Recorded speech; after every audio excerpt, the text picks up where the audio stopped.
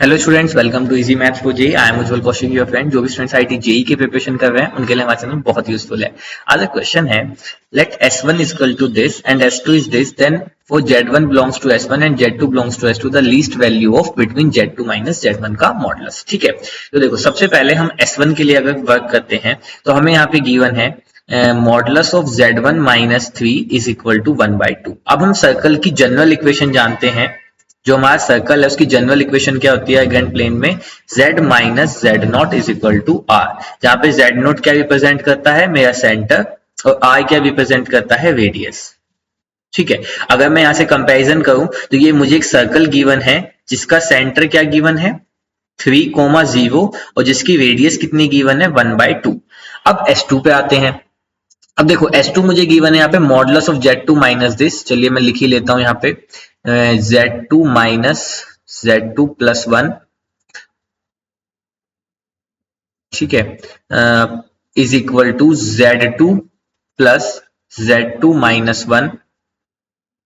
ठीक है, ये मुझे गिवन है। तो देखो सिंपलिसिटी के लिए अभी मैं क्या करता हूं, मैं मान लेता हूं, कुछ भी मान सकते हैं आप, T1 K1, तो मैं यहाँ पे K1 ले लेता हूं। Let K1 is equal to modulus of Z2 plus 1।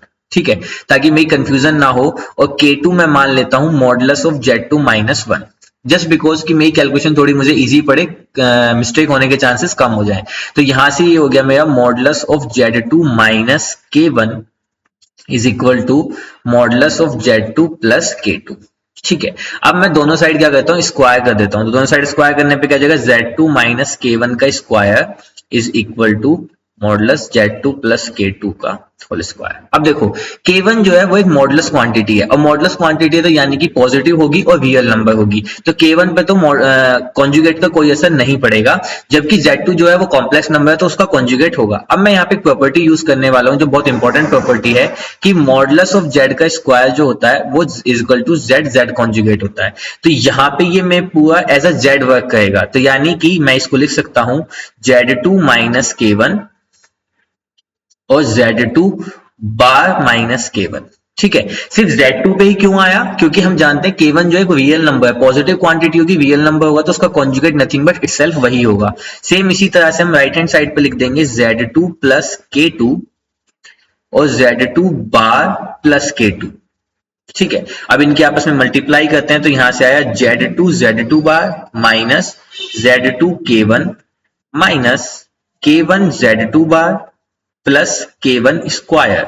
This is equal to Z2 bar plus Z2 K2 plus K2 Z2 bar plus K2 square. अब देखो Z2 बार ये कैंसिल आउट हो गया। अब रिमेनिंग हम इसको इधर ले आते हैं, this is K1 square minus K2 square is equal to, अब देखो यहाँ पे Z2 है तो मान लीजिए मैंने Z2 कॉमन लिया तो यहाँ पे बचा K2।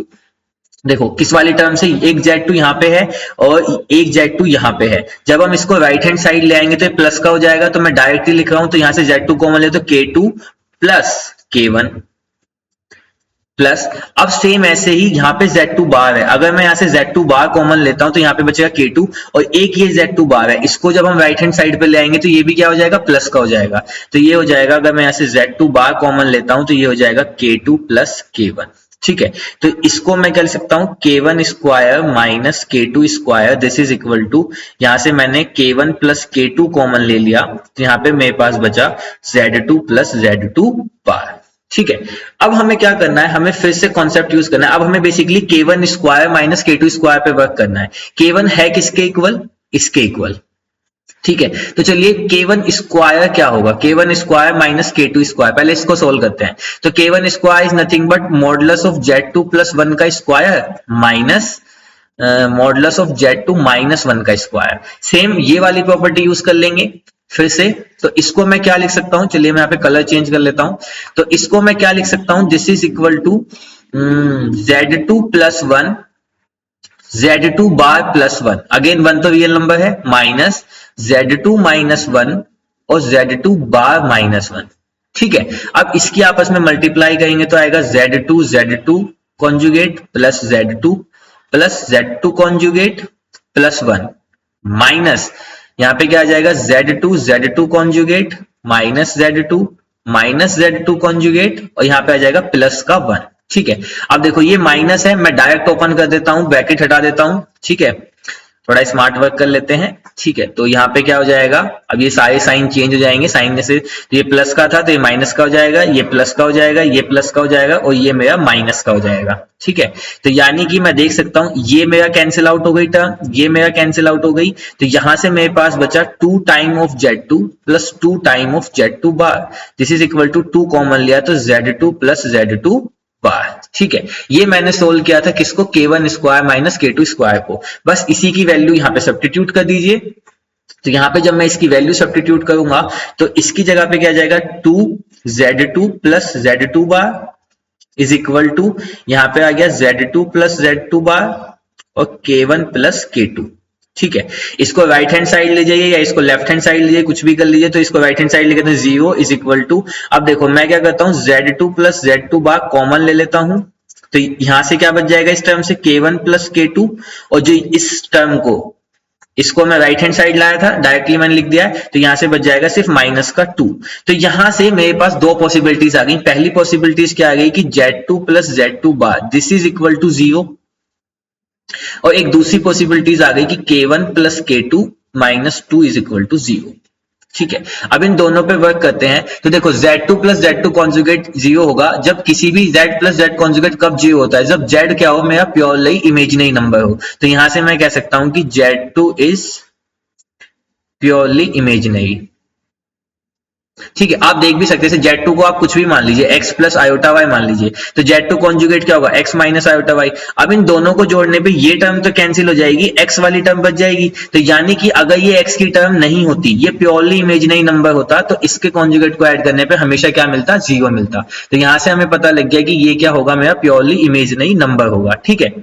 वहीं दूसरी ओर अब हमें जो एक कंडीशन मिली थी ये, ठीक है, अब इस पे काम करते हैं। तो k1 क्या था मेरा, modulus of Z2 plus 1 plus k2 क्या था, modulus of Z2 minus 1, this is equal to 2 को ले आया इस साइड पे, ठीक है। अब आप जानते हो कि जो स्टैंडर्ड फॉर्म होती है, अगर मैं उससे कंपैरिजन करूं कि हमें कोई भी गिवन हो कि Z minus Z1 plus Z minus Z2 is equal to k, तो ये क्या होता है, दिस इज नथिंग बट ये जो हमारे Z1 और Z2 इसके बीच में कहीं ये नंबर Z होता है और इनके बीच का डिस्टेंस कितना होता है, k होता है, ठीक है। ये स्टैंडर्ड फॉर्म से हमें पता लग गया। तो इसको मैं लिख सकता हूं Z2 minus 1 plus Z2 plus 1 this is equal to 2।